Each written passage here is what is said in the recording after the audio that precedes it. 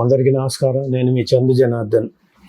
ఈరోజు ముఖ్యమైన అంశం, వైసీపీ కాపుల వైపు ఆలోచిస్తుందనే చెప్పాలి.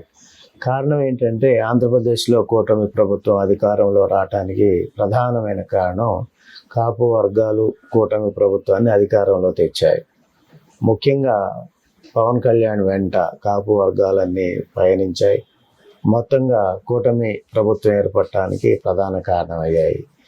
అనంతరం ఈ నెలల పాటు జరిగిన కూటమి ప్రభుత్వ ముందుకెళ్ళే కార్యక్రమాల్లో కాపు వర్గాలు తమకి సరైన ఆదరణ లేదు, ఏదైతే ప్రభుత్వం నుంచి వచ్చే పదవులకు సంబంధించిన అంశంలో కానీ, లేదా ఉద్యోగస్తులకు సంబంధించిన అంశం, వ్యాపారస్తులకు సంబంధించిన అంశం, అమరావతి వేదికగా ఆంధ్రప్రదేశ్లో కొనసాగుతున్న అభివృద్ధి కార్యక్రమాల్లో భాగంగా జరిగే పనుల అంశాల్లో కాపుల యొక్క ప్రాధాన్యతకు సంబంధించిన అంశాన్ని కనుక మనం తీసుకున్నట్టయితే, వాటన్నింటిలో కూడా కాపులకి ఎక్కడ ప్రాధాన్యత లేదు అనే అంశాన్ని, కాపులు బాధపడుతున్నారు అనే అంశాన్ని వైసీపీ మొత్తంగా గుర్తించింది. గత వైసీపీ ఓటమి చెందటానికి ప్రధానమైన కారణం కాపు వర్గాలు. అందులో ముఖ్యమైన కారణం జనసేన అధినేత పవన్ కళ్యాణ్ని అవమానించటం, దూషించటం, అదేవిధంగా అనేక రకాలుగా ఇబ్బందులు పాలు చేయటాన్ని కాపు వర్గాలు సున్నితంగా భావించి తమ వర్గ నాయకుడైన పవన్ కళ్యాణ్ని అవమానిస్తటం, పదే పదే ఇబ్బందులు పాలు చేయటాన్ని కాపు వర్గాలు తమని ఇబ్బంది పెట్టినట్టుగా భావించాయి. అయితే గతంలో వైసీపీ అధినేత పాదయాత్ర చేసే సందర్భంలో కాపు రిజర్వేషన్లు తాను ఇవ్వలేనని ప్రకటించారు.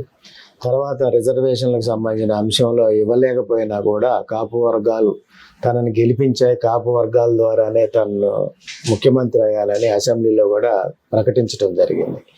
ఈ నేపథ్యంలో ఆయన ఒక వ్యూహం, ఒక ఆలోచన వైసీపీ పార్టీ చేయటం జరిగింది. సమాజంలో 20% ఉన్న కాపు వర్గాలని దూరం చేసుకోవటం సరైన విధానం కాదు.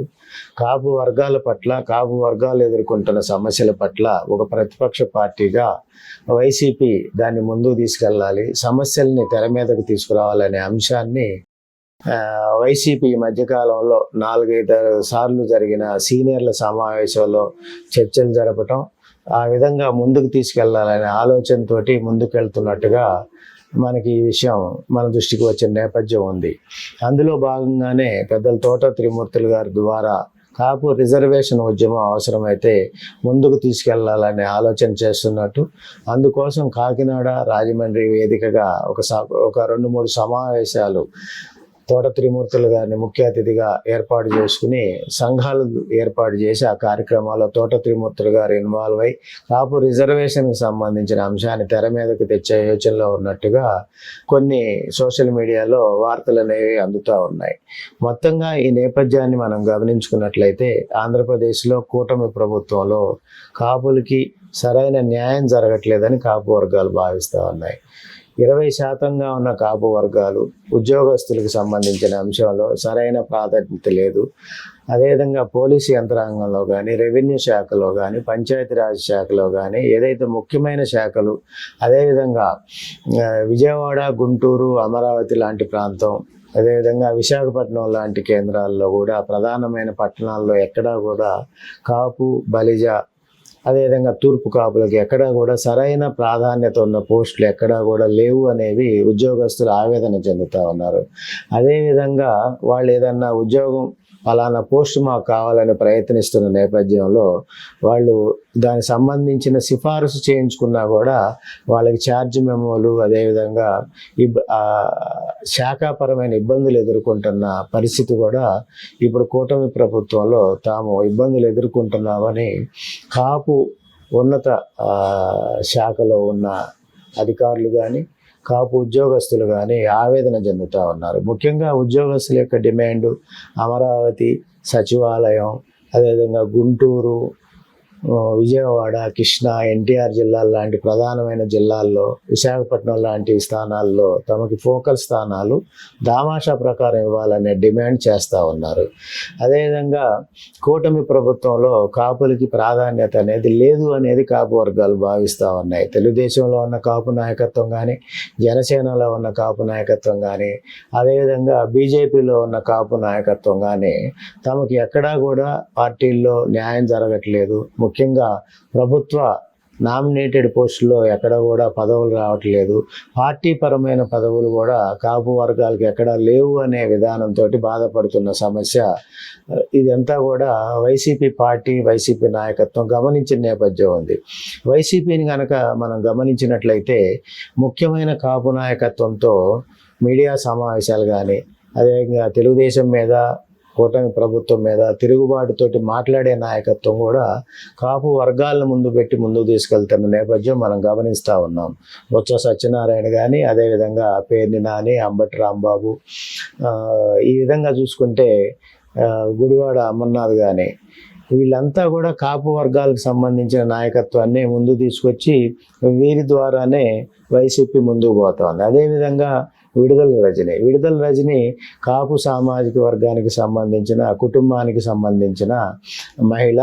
అదేవిధంగా గుంటూరు జిల్లాలో పటిష్టమైన నాయకత్వంతో కూటమి ప్రభుత్వం మీద తిరుగుబాటు చేయటం, అదేవిధంగా పోలీసు శాఖకు సంబంధించిన అంశాల్లో కానీ, అరెస్టులకు సంబంధించిన అంశాల్లో కానీ, ఏదైతే చిలకలూరుపేట నియోజకవర్గానికి సంబంధించిన అంశాల్లో మనం పోలీసు అధికారులతోటి ఆమె ఎటువంటి వాగ్దాటితోటి ముందుకు పోతుందో కూడా మనం మీడియాలో, సోషల్ మీడియాలో కూడా గమనించిన నేపథ్యం ఉంది. అయితే మొత్తంగా చూసుకున్నట్టయితే వైసీపీ అధినేత జగన్మోహన్ రెడ్డి గారు గతంలో లాగా కాకుండా భిన్నమైన పద్ధతిలో కాపు సామాజిక వర్గం వైపుగా ఆలోచిస్తే బాగుంటుందనే ఒక వ్యూహ రచన చేసినట్టుగా కొన్ని సంవత్సరాలకు ముందే, ఎన్నికల కంటే ముందే ఆ వైపుగా ఆలోచించి ముందుకు పోతున్నట్టుగా మనం గమనించాల్సిన అవసరం ఉంది. కాబట్టే కాపుల యొక్క నాయకత్వానికి ప్రాధాన్యత, కాపు వర్గాలను ముందుకు పెట్టడం, కాపు వర్గాలతోటి తెలుగుదేశం నాయకత్వం మీద, కూటమి నాయకత్వం మీద, జనసేన నాయకత్వం మీద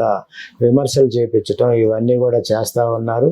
ఇది ఏదైతే వైసీపీ తీసుకునే వ్యూహం ఉందో, కాపు రిజర్వేషన్ సంబంధించిన అంశంలో మనం గమనించినట్టయితే కాపు రిజర్వేషన్లో తీవ్రమైన పోరాటం చేసిన నాయకుడు పెద్దలు ముద్రగడ పద్మనాభం గారు. ముద్రగడ పద్మనాభం వారు ఇప్పుడు వైసీపీ పార్టీలోనే ఉన్న నేపథ్యం ఉంది. వైసీపీ నాయకత్వంగా ఆయన వైసీపీలోనే కొనసాగుతూ ఉన్నారు. ఈ విధంగా చూసుకున్నట్టయితే గుంటూరు సంబంధించిన ఉమ్మారెడ్డి వెంకటేశ్వరరావు గారు కూడా వైసీపీ పార్టీలోనే ఉన్నారు. ఇంకా ఇతర జిల్లాల్లో ముఖ్యమైన నాయకత్వం కూడా కొన్ని చోట్ల కాపు వర్గాలకు సంబంధించిన నాయకత్వం వైసీపీలో ఉన్నది. మనం చూసుకున్నట్టయితే జక్కంపూడి వారసులు కానీ, అది జక్కంపూడి వారసత్వానికి సంబంధించిన నాయకుల యొక్క ప్రభావం ఉభయ గోదావరి జిల్లాల్లో కూడా ఉండే పరిస్థితి ఉంటుంది.